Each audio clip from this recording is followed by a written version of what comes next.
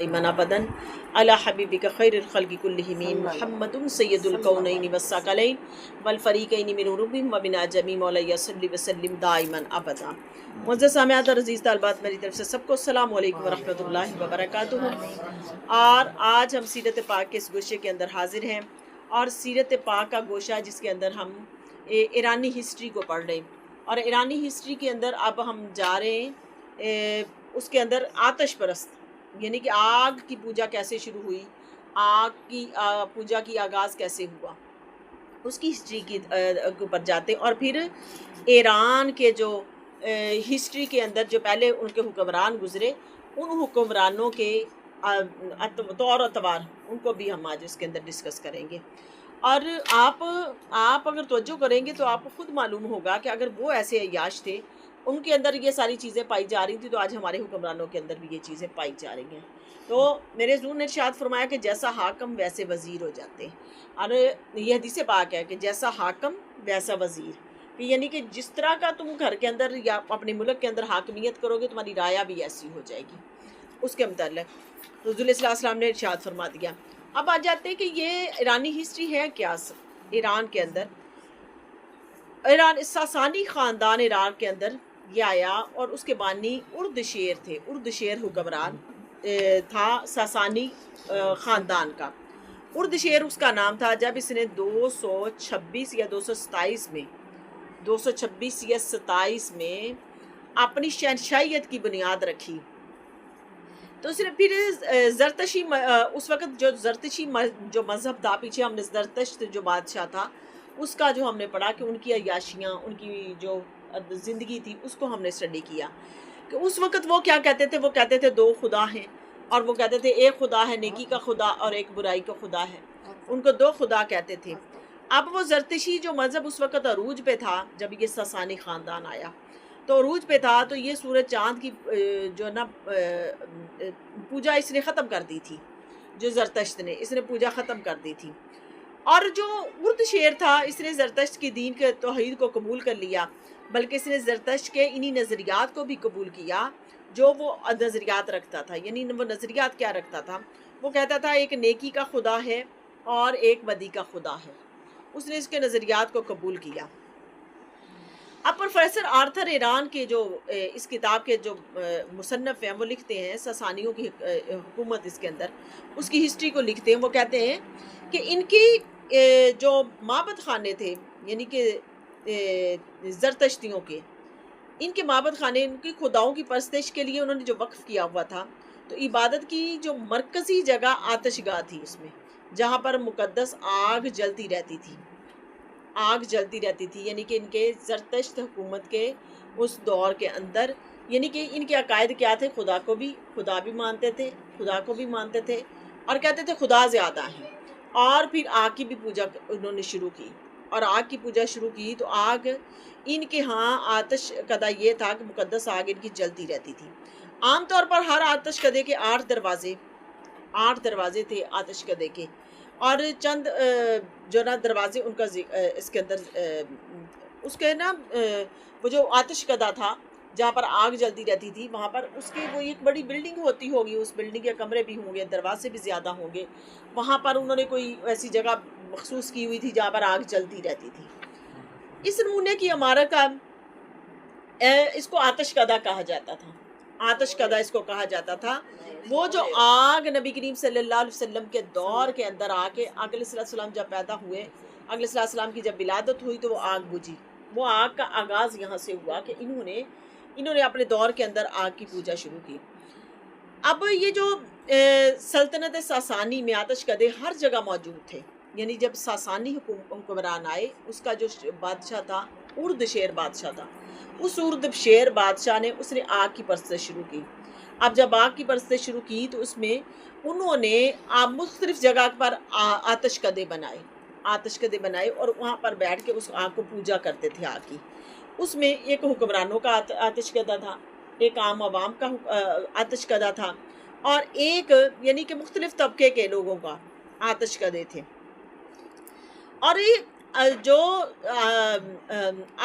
آذر گش نصب یعنی کہ آتش شاہی کا جو آتش کدا تھا وہ شمال میں مقام گنجک اور یعنی کہ صوبہ آذربائیجان میں واقع تھا، یعنی آذربائیجان جو اس کا علاقہ ہے ایران کا، وہاں پر یہ آتش گدا موجود تھا، جہاں پر ساسانی تکلیف و مصیبت کے وقت اس آتش یعنی آگ کے سامنے بیٹھ کے اس کی پوجا کرتے تھے، کہتے تھے کہ یہ آگ ہمیں اس مصیبت سے بچا لے گی، یعنی کہ عقائد ان کے ایسے تھے، اور وہاں بیٹھ کے وہ عبادت کرتے تھے۔ اور پھر اس کے بعد جو دوسرا آتش کدا جو انہوں نے بنایا، آتش کدا اس میں وہ تاج خاقان اور اس کی ملکہ انہوں نے بنایا، ان سے چھینا تھا انہوں نے اس کے انہوں نے آتش کدے پھر بنائے کس سے؟ انہوں نے قیمتی پتھروں سے آتش کدے بنائے ہوئے تھے، اور ان آتش کدوں کے اندر انہوں نے ہیرے جواہرات بھی لگائے ہوئے تھے، اور بہت اس کو آتش کدوں کو مزین کیا ہوا تھا، جیسے آج ہم اپنی مساجد کو مزین کرتے ہیں، انہوں نے بھی اپنی آتش کدوں کو اسی طرح ان کو مزین کیا ہوا تھا۔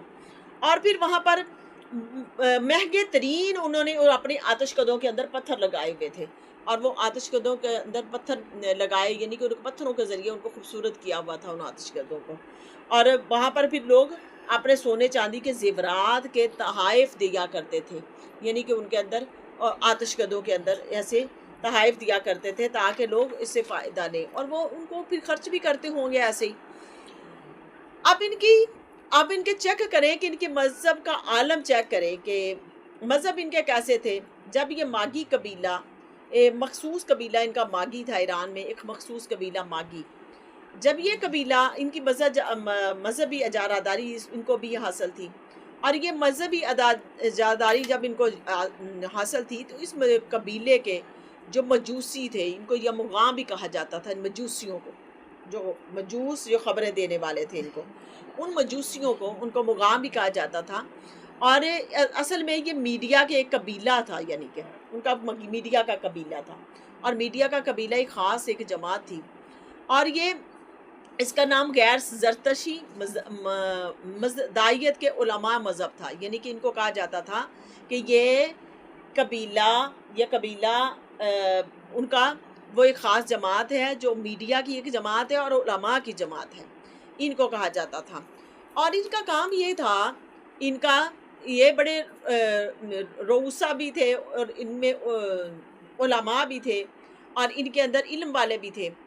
جب یہ ان کے جو علماء تھے، یہ ساسانیوں کے مذہب کے مطابق یہ مغ کہلائے، یعنی کہ ساسانیوں کے ان کے مذہب کے مطابق یہ مغاں قبیلہ کا کہلائے، یعنی کہ ان کے علماء کی جماعت جو تھی وہ مغاں قبیلہ کہلائے۔ اب یہ ایک خاص قبیلہ تھا ان کا، اور خاص قبیلہ تھا، ان کی مذہبی قیادت تھی ان کی، اور مذہبی قیادت قبیلے کے حساب سے ان کے افراد بھی مخصوص تھے، ان کی بڑی عزت کی جاتی تھی، اور بڑی عزت کی نگاہ سے جیسے ہمارے علماء کی عزت ہوتی ہے ایسے ان کی عزت کی جاتی تھی۔ ملک میں عام جاگیردانہ نظام تھا ان کا، بادشاہ کی طرف سے خدمات کے صلے میں امراء کی بڑی بڑی جاگیریں ان کو دی جاتی تھی، کہ ان کو بہت زیادہ جاگیروں سے ان کو نوازا جاتا تھا، اور ان کے بااثر مقتدر ان کو شمار کیا جاتا تھا اس قبیلے کے لوگوں کو۔ اب ان کا حال یہ تھا کہ جیسے عیسائیوں کے اندر پوپ کو عزت دی جاتی ہے، ہمارے مذہب کے اندر علماء کو جو عزت دی جاتی ہے، اسی طرح ان کو بھی بہت زیادہ عزت دی جاتی تھی۔ اب اسی طرح کرتے کرتے انہوں نے آگ کی پرستش وہاں پر شروع کی، آگ کی جب پرستش شروع کی تو آگ کے اب ان کی جو آگ کے پرستش کدا تھا وہ آذربائیجان میں مغوں نے بڑا آگ کا جو آتش کدا بنایا، جہاں پر آگ جلتی رہتی تھی۔ پہلے تو چھوٹی سطح پہ تھا، لیکن یہ حکمرانوں نے بنایا تھا، ان حکمرانوں نے بنایا تھا، تو یہ بڑا آتش کدا تھا جس کے اندر آگ کو بجھنے نہیں دیتے تھے، آگ ہمیشہ ہی جلتی رہتی تھی، ہمیشہ آگ جلتی رہتی تھی، کہ وہ اس کے اوپر کوئی ملازم تعینات کیے ہوں گے انہوں نے، اور وہ ملازم ایندھن ڈالتے رہتے تھے، آگ جلتی رہتی تھی، ایندھن ڈالتے رہتے تھے، آگ جلتی رہتی تھی، تو لوگ آ کے اس آگ کے ارد گرد بیٹھ جاتے اور اپنی عبادت کرتے، اور عبادت کر کے اس آگ کی پوجا کرتے، یعنی آگ کو بڑا جو نا وہ اس کی پوجا کرتے تھے اور اس کو معظم سمجھتے تھے آگ کو۔ اب انہوں نے اپنی کمائی کا حصہ بھی ان آتش کدوں کے اوپر صرف کیا ہوا تھا، جیسے ہم اپنی مساجد کے اوپر خرچ کرتے ہیں، یہ ان آتش کدوں کے اوپر خرچ بھی کرتے تھے، عام عوام بھی خرچ کرتی تھی اور حکمران بھی خرچ کرتے تھے۔ آتش کدوں کو بڑا سجایا سنوارا ہوا تھا، اور اس طرح انہوں نے اس آگ کے آتش کدوں کو اسی طرح کیا۔ اب یہ جو ان کے مذہبی تعصب کی تباہ کاریاں کیسے ہوئیں؟ جب قسطنطنیہ کے عہد میں رومن مملکت نے عیسائی مذہب کو اختیار کر لیا، تو رومیوں اور ایرانیوں میں عرصہ دراز سے عداوت کے جو نا شعلے بڑھ کر رہے تھے، روم کے اور ایرانیوں کے درمیان۔ ان کے آپس میں بڑی لڑائی جھگڑے تھے رومیوں اور ایرانیوں کے درمیان۔ تو انہوں نے عیسائی اور ایرانیوں کی زرتشتیوں کے درمیان مذہبی عداوت کا رنگ اختیار کر لیا، یعنی کہ ان مغاں قبیلے والوں نے اور زرتشتی، جن کی پیچھے ہم نے ہسٹری پڑھی ہے، انہوں نے آپس میں ان کی دشمنیاں بڑھنی شروع ہو گئی۔ جب دشمنیاں بڑھنی شروع ہوئی تو انہوں نے اسی طرح پھر ان کی حکومتیں پھر قائم ہوئی، یعنی کہ بیز نتینی کی حکومت سے جنگ شروع ہوئی، پھر عیسائیوں نے بیز نتینی افواج کی امداد کی اور ان کے لیے خیر سگالی کے جذبات رکھے، اور یہ قریباً عرصہ کس دور کا ہے؟ 341 اس وقت بنتی ہے، ہجری بنتی ہے کہ وہ اس وقت کے حساب سے ان کا وہ دور بنتا ہے۔ ایرانی مملکت میں بسنے والے تمام عیسائیوں کا قتل عام اس نے کیا۔ یہ جو بیز نتینی تھا، اس نے بہت زیادہ قتل و غارت کیا، اور ان پادریوں اور راہبوں اور عورتوں کو ذبح کیا، اور ان کا بہت قتل و غارت ہوا۔ جب 420 میں ایران کے پادریوں نے ایک کونسل منعقد کی، جس میں ایران کے عیسائیوں کو کلیسا کے، یونانی اور رومی جو عیسائی تھے ان کو کلیساؤں سے علیحدہ قرار دے دیا گیا۔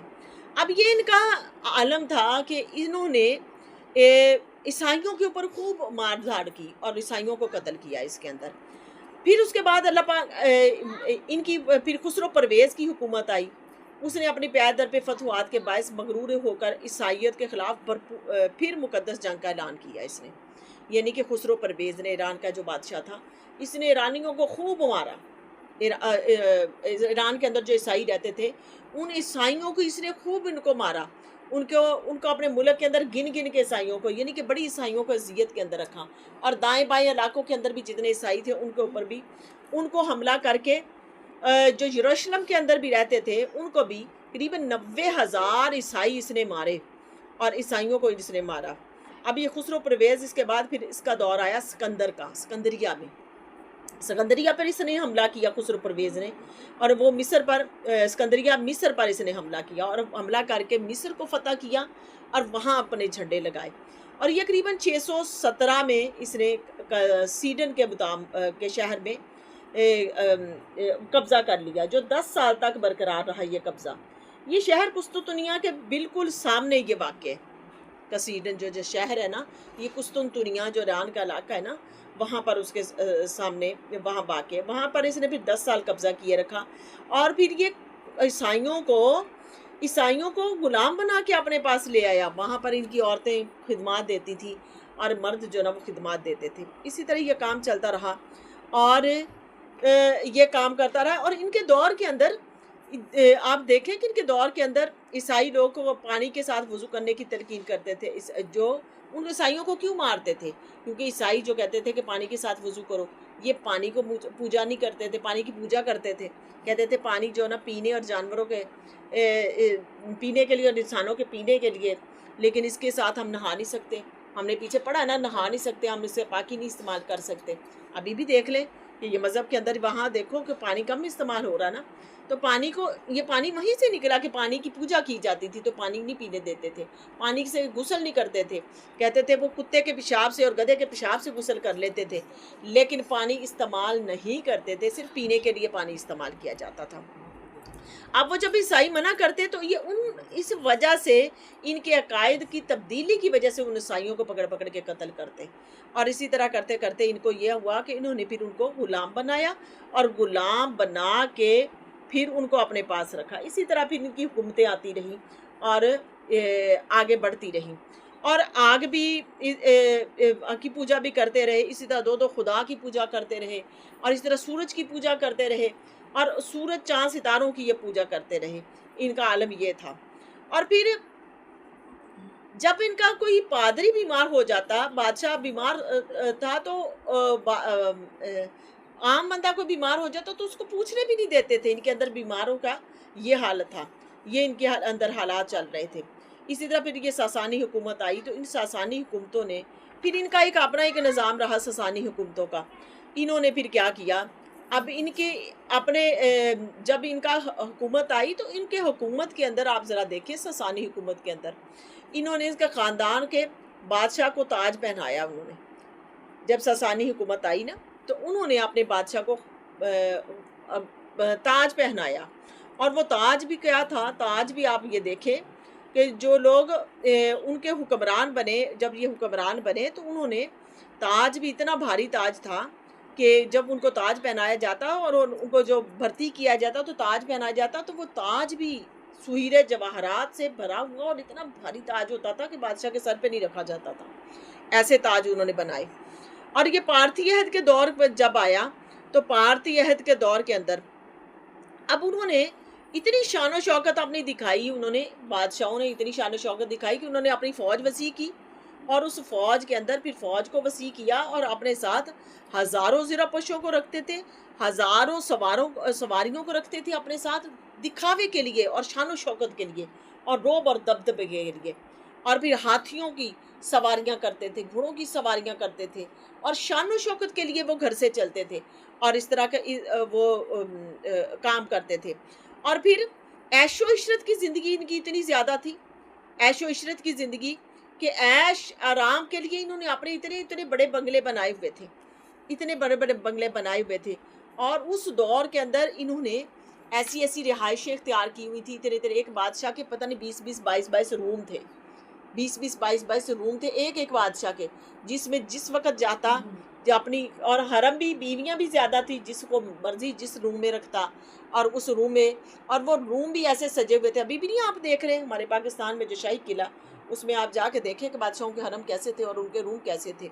तो उस दौर के अंदर उनके भी हालात ऐसे ही थे। अब सासानी हुकूमतें अब जब ये आईं तो इन हुकूमतों का भी आलम ये था कि लोग ये हाथियों के ऊपर सवारियां करते और आग को पाकीज़ा समझते थे। ये लोग आग को पाकीज़ा समझते थे और आग की फिर इन्होंने परस्तें शुरू की और आतश कदे इन्होंने बनाए, फिर उन्होंने आग की परस्तें शुरू की। तो इनकी दिलचस्प कहानी में ये भी बयान किया जाता है कि उर्दुमान जो ईरान के 240 रियासतों का हुक्मरान था, जिसकी सल्तनत में रे के मुकाम पर थी, उर्दशेर जब ये जवान हो गया तो इसने दरबार को छोड़ के पारसा की तरफ भाग गया। ये पारसा की तरफ भाग गया और उर्दुमान की एक जो उसकी एक औरत थी, और वो उसको आप ये लगा लें कि वो उसकी मीडिया सेल थी, वो बड़ी खूबसूरत थी, उसके मीडिया का काम करती थी। और ये जो उर्दशेर था ये बड़ा ज़हीन था, और उर्दशेर ये बड़ा ज़हीन था। और ये उसकी वो जो औरत थी, उसकी मीडिया सेल जो थी, उसको लेके भाग के चला गया, ये उसके पीछे गया। इसने दाएं बाएं गाँव से पूछा कि वो और एक जोड़े को आपने देखा? उन्होंने कहा हमने जाते हुए देखा, उनके पीछे एक मेंढा भी था, हमने उनको जाते हुए देखा। फिर कहीं गाँव वालों के पास से गुजरा तो उन्होंने कहा कि हमने एक नौजवान को देखा जिसके पीछे एक मेंढा बैठा हुआ था। वो समझ गया कि ये हुक्मरान बनेगा। उसकी हुक्मरानी का वाक़या भी कुछ इस तरह बयान करते हैं कि उसकी हुक्मरानी का वाक़या ऐसा है कि एक पापक नामी एक शख्स ने ख्वाब देखा, और ख्वाब के अंदर उसने क्या देखा कि एक चरवाहा है, इसके सर पर आफताब तुलू हो रहा है और वो अपनी रोशनी से सारी दुनिया को मुनव्वर कर रहा है। दूसरी रात उसने फिर ख्वाब देखा, और दूसरी रात उसने ख्वाब देखा, ख्वाब में उसने देखा कि सफ़ेद हाथी पर सवार है और लोग इसको खिदमत में नजराने अकीदत पेश कर रहे हैं, नजराने पेश कर रहे हैं। ख्वाब के अंदर उसने देखा उस लड़के को। और तीसरी रात फिर उसने ख्वाब देखा कि वो पाकीज़ा आग के सामने पाकीज़ा आग सासान के घर से निकली है, सासान के घर से निकली है। यानी ये जो उर्द शेर था ये सासान के घर के अंदर पला ना, उर्द शेर ये सासान के घर के अंदर पला, और फिर सासान के घर के अंदर से जब ये भागा, और जब उसने ख्वाब से सुनाया तो पता चला, उन्होंने बताया कि ये उर्द शेर ये बड़ा होकर हुक्मरानी इसके हाथ में आएगी, और हुक्मरानी इसके हाथ में आएगी तो इसी तरह करके अल्लाह पाक इसको अरूज भी देंगे, इसको फतुहात भी देंगे, अरूज भी देंगे। और अरूज के साथ साथ क्या होगा कि अल्लाह पाक इनको ये आतिश कदे भी बनाएगा। और फिर वैसे ही हुआ, और इसने आतिश कदे बनाए। पार्थिया की जब हुकूमत आ गई और इसने उर्द शेर के नाम से ये मशहूर हुई हुकूमत, اور یہ جب یہ مشہور ہوئی تو اس نے پھر ایک خطبہ پیش کیا، جو خطبہ بھی اس کے اندر بڑا جو نا مشہور ہوا اس کا خطبہ، یعنی کہ اس نے اعلان کیا جب اس نے حکومت سنبھالی تو اس نے خطبہ پیش کیا تو وہ خطبہ بڑا مشہور ہوا ارد شیر کا۔ اب یہ جو خطبہ اس نے دیا، پھر اس نے حکومت سنبھالی۔ اب جب حکومت سنبھالی تو اس کا حال یہ تھا کہ یہ بڑے شان و شوکت کے ساتھ رہتا تھا، بڑے شان و شوکت کے ساتھ رہتا، لیکن عوام کو بھی سہولتیں بھی دیتا۔ لیکن جب حکمرانوں کے پاس مال و دولت زیادہ ہونا شروع ہو جاتا نا تو پھر حکمران وہ کیا ہو جاتے ہیں، پھر وہ سرکش بھی ہو جاتے ہیں۔ اب ان کا عالم بھی یہی ہوا کہ یہ سرکش بھی ہوا۔ اس نے سب سے پہلے مجسمے بنائے، پہاڑوں کے اندر مجسمے بنائے ارد شیر نے، اپنے بڑے بڑے مجسمے بنائے جس میں اپنے بادشاہ ہونے کا اعلان کیا، اور بادشاہ بھی ہونے کا اس نے اعلان ایسے کیا کہ اس نے کہا کہ میں خدا بھی ہوں، زمین کا میں خدا بھی ہوں۔ اور اس نے وہ مجسمے بنائے، لوگ وہ بڑے بڑے مجسمے بنے ہوئے تھے، ان مجسموں کے سامنے اس کی پوجا کی جاتی تھی، اور پوجا کی جاتی تھی۔ وہ مجسمے کہیں وہ چھڑیاں لے کے کھڑا ہے اور کہیں وہ خدا کی صورت میں کھڑا ہے، کہیں اس کے سر پر تاج ہے۔ اس نے اس طرح کے مجسمے بنائے، اور یہ مجسمے بنا کے پھر اسے مختلف دروازوں پہ رکھا، مختلف چٹانوں میں رکھا، یعنی کہ ایک جگہ پہ مجسمے نہیں تھے، بڑی جگہ پہ مجسموں کی تصویریں بنا کے اس نے یہ نصب کروائی۔ اس کا یہ کام رہا کہ اس نے اس طرح کا کام کیا، اور پھر اپنی حکومت کے درمیان یہ کسی کو بغاوت نہیں کرنے دیتا تھا، بغاوت نہیں کرنے دیتا تھا، یعنی کہ اتنا زیادہ یہ ان کو طاقت حاصل تھی، کہ خود ان کو بھی طاقت حاصل نہیں تھی، ان کی اپنی بیویوں کو بھی طاقت حاصل تھی، ان کے بچوں کو بھی طاقت حاصل تھی۔ اگر کسی کے خلاف فیصلہ کرنا ہوتا تو ان کی بیویاں بھی فیصلہ کرتی، ان کے بچے بھی فیصلہ کرتے۔ ان کا عالم یہ تھا، خالی صرف بادشاہی حکمرانی نہیں کر رہا تھا، یعنی کہ سلطنت کے اوپر ان کی اولادیں بھی حکمرانی کرتی اور ان کی ملکہ بھی حکمرانی کرتی۔ اب یعنی کہ مثال کے طور پہ اب اس کے اندر مثال کے طور ایک شخص آیا، اس نے کہا کہ بادشاہ میرے 3 بیٹے ہیں، وہ 3 بیٹے میں نے تیری خدمت میں لگائے ہوئے ہیں، ایک بیٹے کو میری خدمت میں دے دے، ایک بیٹے کو میری خدمت میں دے دے تاکہ وہ بچے میری خدمت کریں، ہم بوڑھے ہو رہے ہیں۔ تو اس کی اتنے کہنے کے جرم میں اس کے 3 بچوں کو ہی قتل کروا دیا کہ نہ یہ تیرے بچے ہوں گے اور نہ تو دوبارہ سوال کرے گا۔ اسی طرح ایک شخص کے 5 بچے تھے، انہوں نے 5 بچے بادشاہ کی خدمت کے لیے لگائے ہوئے تھے۔ اس نے کہا کہ ایک بچہ میری خدمت میں لگا دیا جائے۔ اس نے 5 بچوں کے 2 ٹکڑے کیے، اور ٹکڑے کر کے جس راستے سے اس کے حکمران اور اس کے سپاہی آتے، ایک راستے میں ٹکڑا ادھر سے گرا دیا، اور جدھر سے جاتے ایک ٹکڑا ادھر گرا دیا، اور لوگوں کو کہا کہ اگر کوئی میرے خلاف ایسے کام کرے گا، میرے خلاف زبان درازی کرے گا، میں اس کا انجام یہی کروں گا۔ یعنی کہ اتنا ظلم کرتے تھے، اور پھر ٹیکس عوام کے اوپر اتنا لگاتے، ان کا عالم یہ تھا ٹیکس اتنا لگاتے کہ حکومت عوام کو اس کے دربار کے اندر بولنے کی اجازت بھی نہیں تھی، اتنا ٹیکس لگاتے۔ اور سونے اور چاندی کی زنجیریں، سونے کے چاندی اور خود اور تاج اتنے بھاری تھے، بھاری تاج تھا کہ اس تاج کا جو وزن تھا، اس کا وزن 91 کلو کا ایک وزن تھا، ایک تاج کا 91 کلو کا، یعنی 91.5 کلو، تقریباً 2.5 من کا تاج جو سر کے اوپر رکھتے تھے یہ بادشاہ۔ اور اس تاج کو وہ اٹھایا بھی نہیں جاتا تھا، اور اس تاج کو کیسے چھت کے اوپر ایک باریک سی زنجیر ہوتی تھی، اور وہ تاج بھی کی ہیرے جواہرات اور سونے کا بنا ہوا ہوتا تھا، اور اس تاج کو چھت کے اوپر ایک زنجیر کے ساتھ باندھا ہوتا تھا۔ بادشاہ جب آ کے اپنے تخت پر بیٹھتا تو وہ تاج اس کے سر کے اوپر خود بخود ہی سر کے اوپر رہتا، وہ ایسا تاج بنا ہوا ہوتا تھا۔ یعنی اس کا یہ عالم تھا، یعنی عیاشیوں کا یہ عالم تھا، اور اس کی شعاؤں سے اس کا محل چمکتا تھا، ایسی شعائیں تھی اس کی۔ اور اسی طرح پھر جو کوئی اس کے پاس آتا اس کو سجدہ کرتا یہ ارد شیر کو۔ اس طرح کی اس کی حکومت تھی، اور اس طرح کے اس کے کام تھے۔ اب اس کے بچوں کو بھی حکومت کرنے کی عادت تھی، اور کمرے اتنے زیادہ بنائے ہوئے تھے انہوں نے، اور بیویاں بھی زیادہ رکھی ہوئی تھی، کمرے بھی زیادہ رکھے ہوئے تھے۔ عام عوام کی رعایا کی عورتوں کو استعمال کرتے تھے، عیاش تو تھے، وہ عورتوں کو استعمال کرتے تھے۔ وہاں پر روم کے اندر کسی کو آنے کی اجازت نہیں تھی۔ ایک دن اس کا بیٹا وہاں چلا گیا، اس نے پوچھا، 13 سال کا بیٹا تھا، اس نے پوچھا کہ یہاں پر کوئی گارڈ کھڑا نہیں تھا؟ اس نے کہا کھڑا تھا۔ تو پھر آپ ادھر تک کیوں پہنچ گئے؟ اس نے کہا کہ مجھے روکا نہیں گیا تھا۔ اس نے احتراماً اس بیٹے کو نہ روکا، اس نے کہا جا کے اس کو قتل کر دو، उसको कोड़े मारो, कत्ल कर दो। बेटे ने उसको कोड़े मारा और कत्ल कर दिया। फिर उसने दोबारा वहाँ पर गार्ड खड़ा किया, बेटा फिर जाने लगा तो उसने बेटे को पकड़ के साइड पे कर दिया। उसने कहा तू चाहता है मुझे कोड़े मरवा के मरवाए, चल यहाँ से निकल। बादशाह ने उसको इनाम दिया कि तूने मेरे बेटे को रोका। यानी कि उस जगह पर किसी को जाने की इजाज़त नहीं थी उसके रूम के अंदर, जो उन्होंने इतने इतने 25-25, 26-26 रूम बनाए थे अपनी अय्याशियों के लिए। और बीवियां भी इनकी कसरत से थी और लौंडियां भी इनकी कसरत से थी। आलम यह था कि इनके पास, फिर इसने पूछा एक दिन खुसरो से, उसने पूछा उर्द शेर ने कि खुसरो के दरबार के अंदर कि उसके दरबार के अंदर राहब कितने हैं, उसके राहब कितने हैं, जो हाक आज़रबाईजान का बादशाह था खुसरो। तो उन्होंने कहा कि इसके 20 लाख दिनार इसके पास कुछ माल है इसके पास, और इसके पास 5 लाख दिनार का सोना चांदी है, जवाहरात है इसके पास। यानी कि पूछ रहा कि उस बादशाह के पास क्या क्या है। और 6 लाख दिनार की जो ना जागीरें हैं इसके पास। खरासान, इराक, फारस, अज़रबैजान का कोई शहर और ऐसा नहीं है जहाँ इसके मकान और सराय नहीं है। यानी कि इतना ज़्यादा इसके पास माल है। घोड़े और खच्चरों की तादाद ही कोई नहीं है, यानी कि 30,000, और कहीं पता नहीं उसकी तादाद गिनी नहीं जाती, इतने ज़्यादा घोड़े और खच्चर इनके पास हैं। यानी कि फिर इसने कहा कि इसके पास इतना ज़्यादा माल है, मैं इनके ऊपर जाके हमला करूं। और फिर इसने उनके ऊपर हमला किया और खुसरो परवेज़ और हुर्रुन कैसर रूम के दरमियान इतनी तवील जंग हुई कि इसकी इब्तदा खुसरो परवेज़ की और फिर पैर दर पे शानदार फतूहात इसने हासिल की, यहाँ तक कि रोमन अपायर का बहुत बड़ा हिस्सा, ये रूमियों का बहुत बड़ा हिस्सा फिर इसको खुसरो परवेज़ को इसको हासिल हुआ।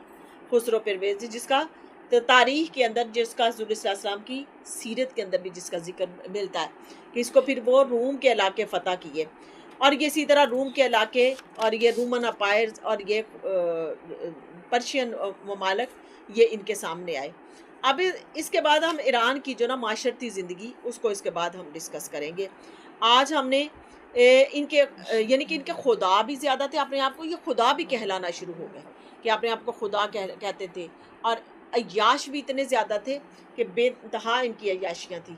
आई देख लें उस वक़्त से ले के अब तक जितने भी शाहान आए इनकी अय्याशियाँ आज तक इसी तरह की हैं। आप चेक कर लें, आज तक जिस मुल्क के भी हुक्मरान हैं उनकी अय्याशियाँ चेक कर लें कि ना ख़त्म होने के बराबर हैं। तो ये आतिश परस्ती की आगाज़ कहाँ से हुआ? सासानी दौर के अंदर, कि ये सासानी ख़ानदान ने ये 226 या 227 के अंदर आग की पूजा शुरू की, और आग को जो मुअज़्ज़ज़ व मुहतरम समझते थे, वहाँ से इसकी आगाज़ शुरू हुआ। और वो 1000 साल तक ये आग जलती रही। जब नबी करीम सल्लल्लाहु अलैहि वसल्लम पैदा हुआ तो उस वक़्त जाके ये आग ठंडी हुई, आपकी पैदाइश की वजह से अल्लाह रब्बुल आलमीन ने उस आग को ठंडा किया। तो अल्लाह रब्बुल आलमीन की बारगाह बेकस बना में मेरी इल्तिजा है कि अल्लाह हमें इल्म व अमल नसीब फरमाए और तकवा तहारत नसीब फरमाए।